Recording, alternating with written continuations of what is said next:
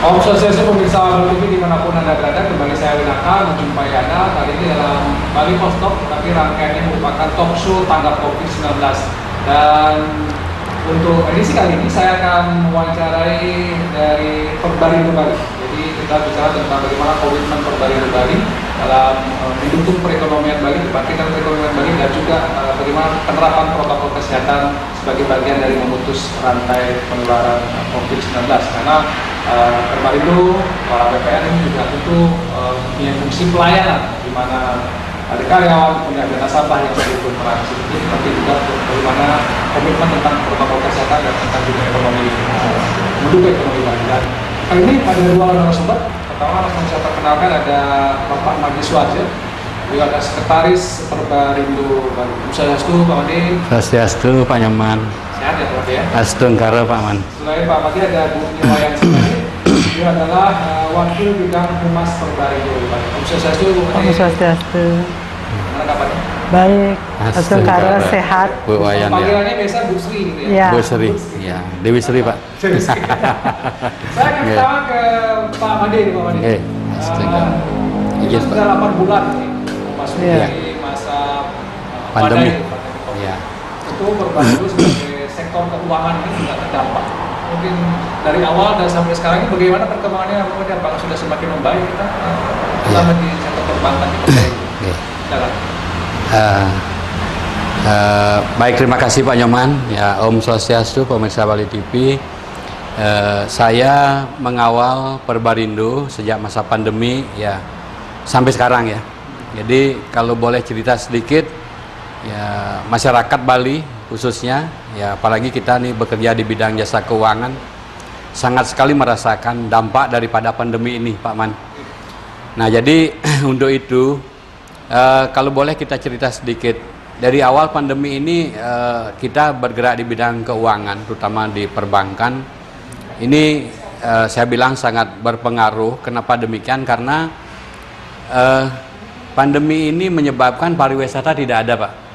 Ya maka kalau kita lihat di daerah pariwisata itu ada tulisan no tourist, ya no money, ya, tidak ada ekonomi. Tidak ada tulisan nodong ya. Ya nodong itu ya. Bapak jalan ke daerah Ubud juga sama Pak. Ini kita merasakan sekali. Nah jadi berkaitan dengan hal tersebut Pak. Jadi kita pelaku usaha khususnya di bidang keuangan yang merupakan intermediasi daripada yang mempunyai uang dengan orang yang masyarakat yang membutuhkan uang, tentunya sangat terdampak dengan situasi pandemi ini. Jadi kalau boleh saya cerita sedikit, di awal pandemi yang merambah Pulau Bali ini, Indonesia ini tentunya di bulan Maret, itu memang sempat terjadi panik buying istilahnya. Jadi ada kepanikan dari masyarakat, panik karena penyakitnya tidak kelihatan. Kita berperang dengan makhluk yang tidak kelihatan Pak Man. Dan kemudian di satu sisi adanya panik juga dengan beberapa informasi regulasi yang di awal cukup agak dicerna sepihak, menimbulkan kepanikan di masyarakat. Nah tentu ini juga sangat berpengaruh buat kita. Nah sampai di Perbarindo kemarin itu untuk menjaga industri BPR ini tenang Pak, itu ada dibentuk Satgas COVID ya, Satgas COVID yang tugasnya adalah untuk menetralisir likuiditas daripada BPR Pak. Gitu. Nah jadi kita kerja keras dengan itu, kemudian berkolaborasi dengan bank-bank yang biasa membiayai kita, banyak kerjasama. Begitu juga dengan teman-teman antar BPR, ya, antar BPR. Kemudian terakhir itu ada yang disebut dengan Satgas Gotong Royong Pak. Jadi ada kewajiban kita untuk membantu atau beberapa di antara anggota kita yang betul-betul mengalami situasi yang agak agak terganggu likuiditas karena paniknya masyarakat ini Pak. Artinya kepanikan masyarakat itu berkaitan dengan BPR adalah ada banyak yang menarik uang gitu Pak ya?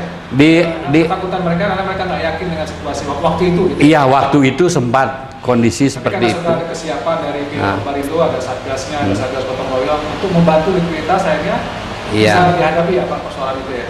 Selain itu Pak, selain ada kesigapan dari kita semua, itu ada juga membangun komunikasi bahwa hal itu tidak perlu kita panik. bahwa sebenarnya negara telah menyiapkan regulasi yang membuat masyarakatnya tenang dan nyaman, Pak.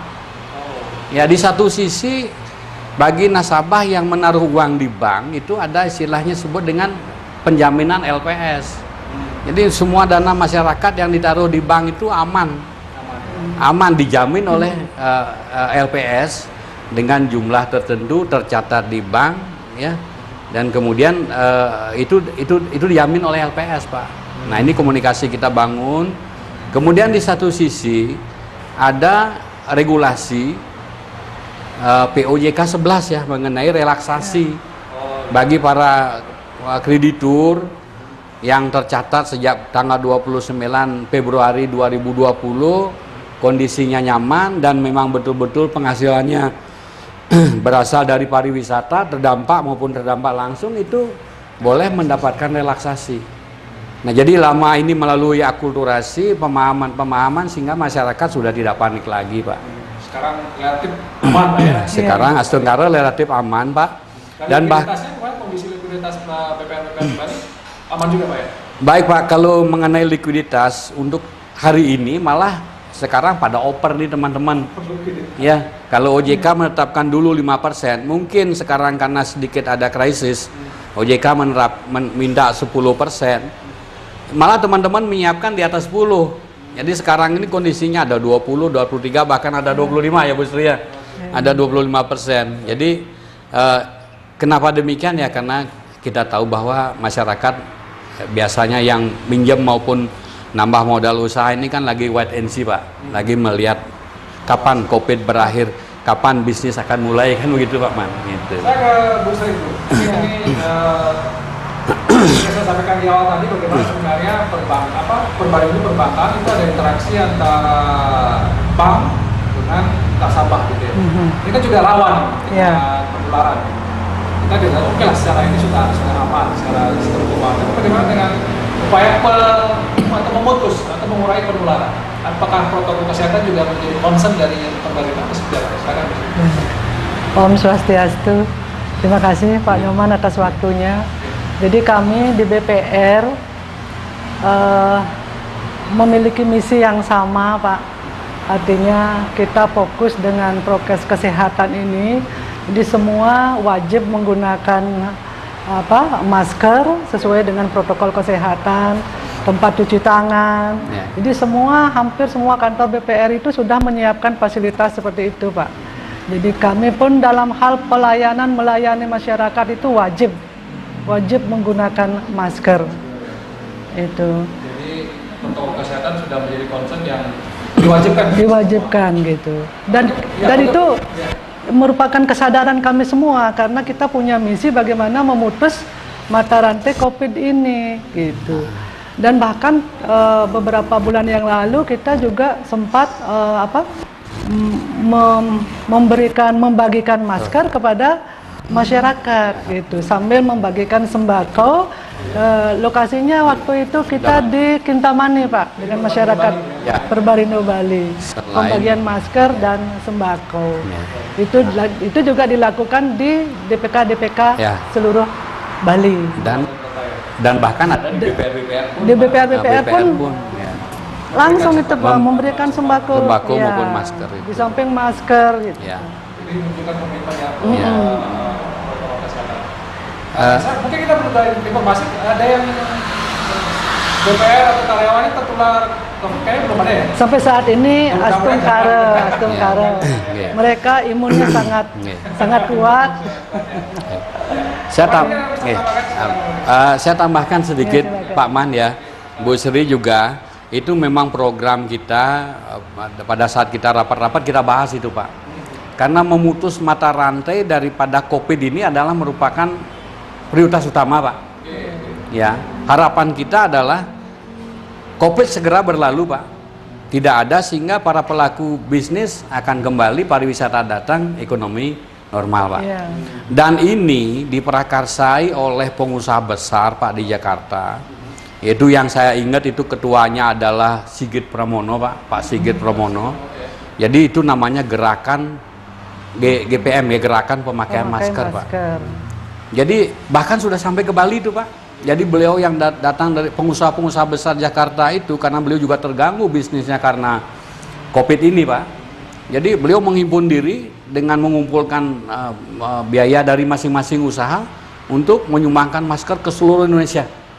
Jadi Bali kemarin kena, saya dengar itu acaranya di Pasar Badung, Pak.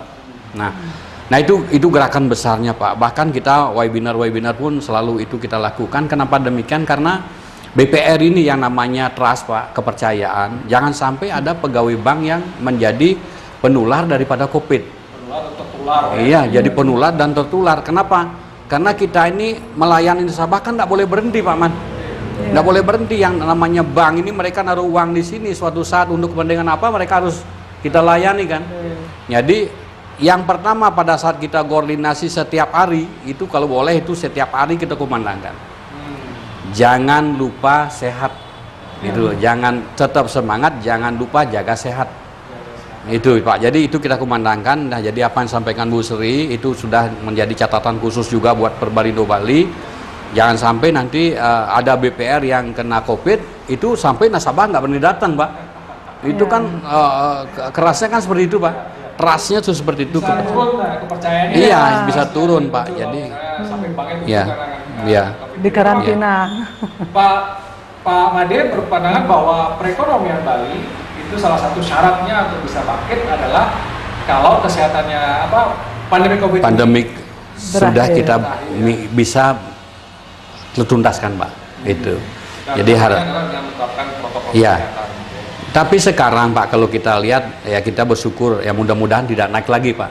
Jadi sekarang sudah mulai adem kan, tinggal satu penemuannya ini adalah merupakan kesuksesan yang bangkit dari diri sendiri masyarakat, Pak. Jadi mereka takut dengan COVID seperti kita ini, Pak. Jadi kalau tidak bicara kan kita pakai masker nih, Pak. Duduk kita jaga jarak kan, kemudian cuci tangan dan sebagainya kita udah rutin nih, Pak. Bahkan sekarang itu nggak pakai masker tuh sama dengan nggak pakai baju, Pak. Nggak pakai masker, nggak pakai baju. Gitu. Sudah menjadi kebiasaan. Kebiasaan. Kebiasaan ya. Iya. Ya, misalnya mungkin ada semacam harapan mungkin di ujung talkshow kita kali ini, misalnya punya himbauan harapan Perbarindo atau perbankan industri BPR di Bali dan juga kaitkan dengan masa-masa pandemi. Mungkin silakan. Baik. Kami di BPR merupakan sahabatnya UMKM, Pak ya. Jadi masyarakat UMKM khususnya, jadi jangan ragu-ragu, BPR masih tetap eksis dalam melayani masyarakat yang membutuhkan modal ataupun masyarakat yang menyimpan dananya di BPR tetap masih eksis. Dan dana pun juga dijamin oleh LPS gitu.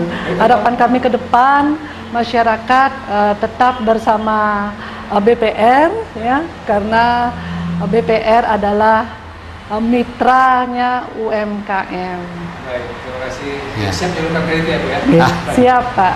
Oh, ini silakan mungkin. Ya. Teman-teman. Baik, Pak. Ya, Pak Nyoman, Bu Sri sudah menyampaikan tadi. Pesan kami kepada masyarakat, baik masyarakat pengguna jasa bank, Pak Man, Bu Sri, begitu juga kepada seluruh insan LKJK, ya, Lembaga Jasa Keuangan termasuk BPR di dalamnya. Mari kita mulai bangun ekonomi Bali. Ya, sebagaimana misi utama daripada BPR itu adalah membangun perekonomian Bali, Pak. Jadi di masa pandemi ini ayo mulai apa yang kita perlu kerjakan, Pak. Bangkit kita, jangan kita terpuruk dalam kesedihan dan ketakutan. Ayo mulai. Kenapa begitu? Karena BPR ya, kita siap dan kami selalu bersama UMKM. Mari kita mulai bangun lagi, masyarakat mulai membangun bisnis, BPR siap memberikan dana, Bank Umum akan mengucurkan membantu dana juga dalam bentuk linked, Pak. Jadi kami begitu juga OJK, otoritas ya. Jadi mari kita semangati kembali semua insan perekonomian yang ada di Bali ini sehingga ekonomi bangkit, semua bisnis bisa hidup lagi, Pak. Jangan takut karena uang yang ada di BPR itu sudah dijamin LPS. Gitu. Terima kasih, Pak. Terima kasih atas waktunya dan informasi yang sudah diberikan kepada kita bagaimana komitmen Perbarindo dalam mendukung perekonomian kembali dan perekonomian Bali ya. 8 bulan ke depan barang kita UMKM siap menjadi mitra apa BPS, menjadi mitra ya, dari siap, UMKM. ya, UMKM. Bagaimana juga komitmen tentang protokol kesehatan, ingat pakai masker, jaga jarak, cuci tangan. Segar. Baik, saya tutup dengan Pak Sandi talkshow tahun ini. Sampaikan Pak Sandi, Om Santi. Om Santi. Terima kasih.